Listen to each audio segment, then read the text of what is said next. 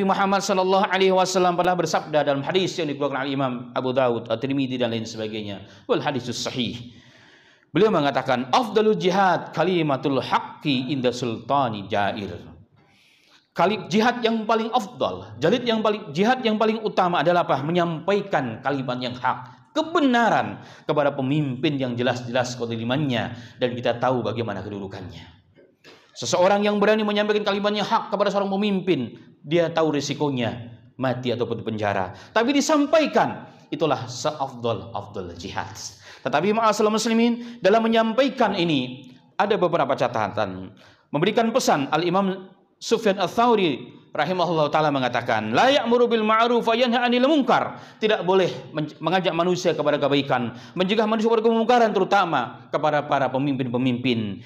Illa man kana fi salatu khisal, kecuali yang punya 3 sifat dalam dirinya. Yang pertama, raqiqun bima yu'mar, lemah lembut ketika memerintahkan, ketika mengajak. Wa rafiqun bima yanha, dan lemah lembut ketika dia mencegah. Wa adlun bima ya'mur, dan adil ketika memerintahkan. Adul bima yanha wa alima bima ya'mur, dan dia tahu apa yang dia perintahkan dengan pasti. Maka al-amru bil ma'ruf wa nahyi 'anil munkar harus ditegakkan, tapi dengan cara yang benar. Dalam hadis yang diriwayatkan oleh Imam Ibnu Asim dalam Sunnah, dan riwayat yang dhaif, tapi Syekh Albani ketika mengumpulkan seluruh riwayatnya menjadi hadis yang sahih, Rasul sallallahu alaihi wasallam pernah bersabda, "Man arada ayansaha li sultani fi amri fala yubdihi alaniyatan." Barang siapa yang ingin memberikan nasihat kepada seorang pemimpin, seorang tokoh, bayangkan pemimpin nomor satu negara, bukan main-main, apa pesan Rasul sallallahu alaihi wasallam, maka nasihatilah dengan diam-diam dan jangan terang-terangan. Ambillah tangannya, bicara empat mata jika mampu dan jika bisa. Ini jika sistem Islam diterapkan. Ma'asyiral muslimin rahimani wa rahimakallah.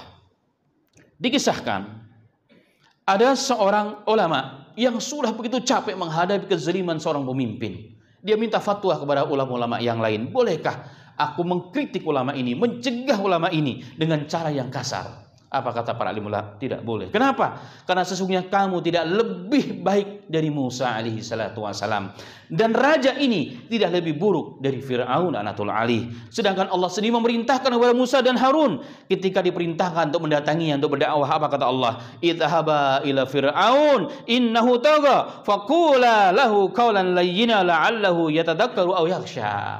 Pergilah engkau hai Musa dan Harun kepada Fir'aun yang melampaui batas ini.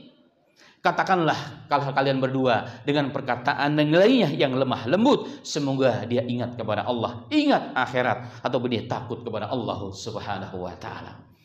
Karenanya ma'asyiral muslimin rahimani wa rahimakumullah, inilah perkara yang menjadi catatan kita bersama. Menegur pemimpin harus, tapi dengan cara yang baik agar tidak menjadi fitnah yang besar. Sebagai kalimat ikhtitam, dinukilkan dalam kitab Khilyatul Auliya, dikarang oleh Imam Abu Nuaim Al-Asfahani dan juga ulama-ulama yang lain.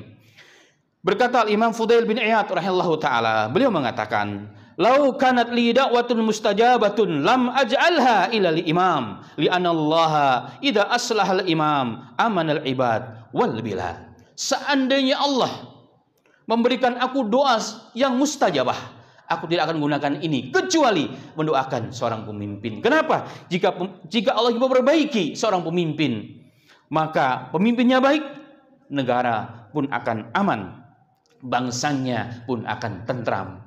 Maka menjadi negara yang damai, yang dapat menjalankan seluruh perintah Allah, tegak perintah Allah Subhanahu wa taala di muka bumi ini.